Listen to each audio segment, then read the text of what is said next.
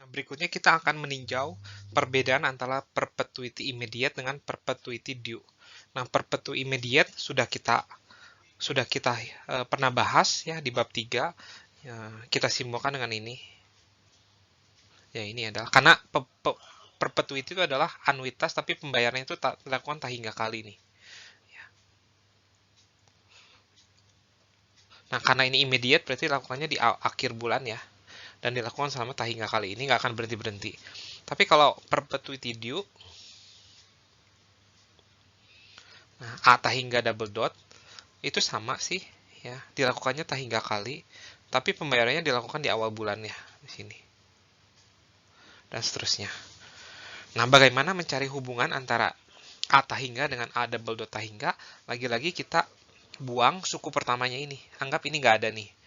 Berarti A tak hingga double dot itu, nah satunya nggak akan saya tinjau. Nah, yang tersisa ini tuh adalah, ini tuh annuity, atau sorry, ini perpetuity immediate. Ya.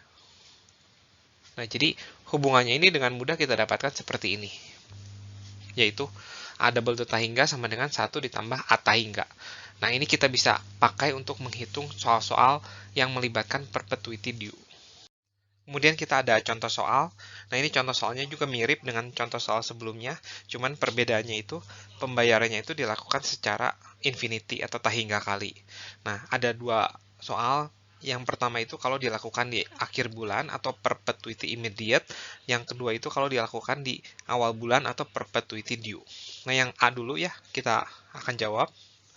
Nah, yang A itu adalah, nah, P dikalikan A tak hingga, ini perpetuity immediate ya, harus sama dengan 1M. Nah, itu kita mencari tahu P-nya itu berapa.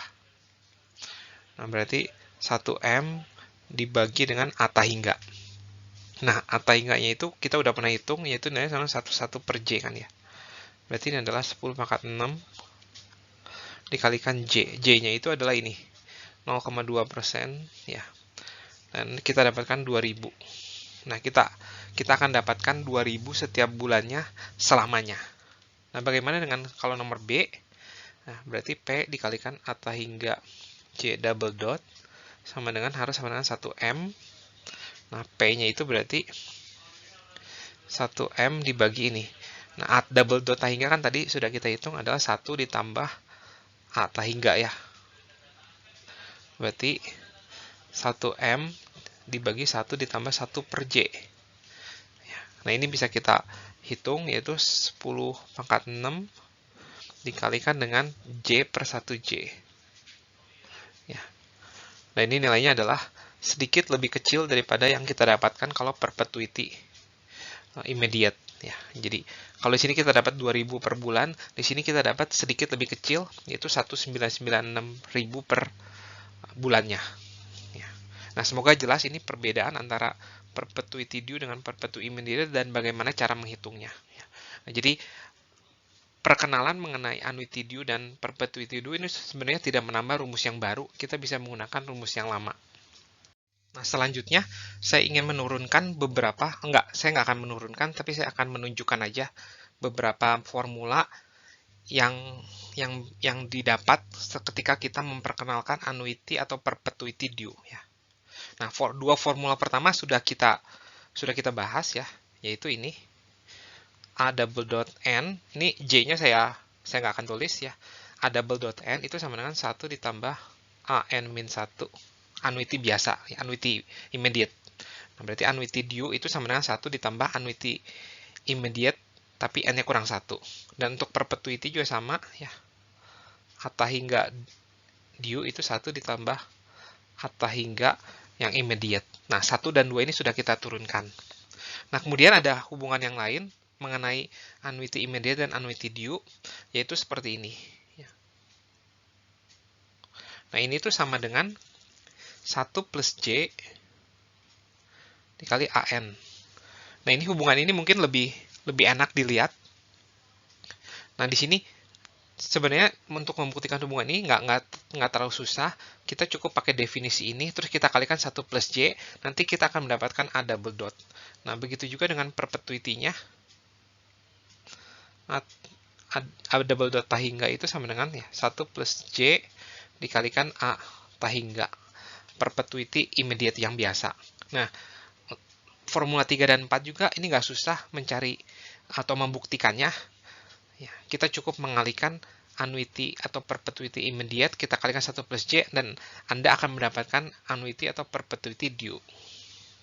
Dan yang terakhir, formula 5 dan 6 itu jika kita penasaran, pengen mencari tahu apa sih, jadi bukan mencari tahu hubungan antara annuity due dengan annuity immediate, tapi kita pengen tahu rumusnya annuity due itu apa gitu.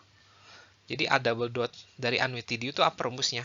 Kan kita tahu kalau annuity immediate tuh rumusnya itu adalah, ini nggak pakai double dot, sorry, adalah 1 min V pangkat N per J ya.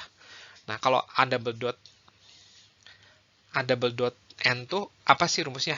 Mirip sih, 1 min pangkat N, tapi bukan per J, tapi per D. Dan ini lagi-lagi bisa Anda coba ya, ini latihan yang bagus. Dan yang atahingga juga sama.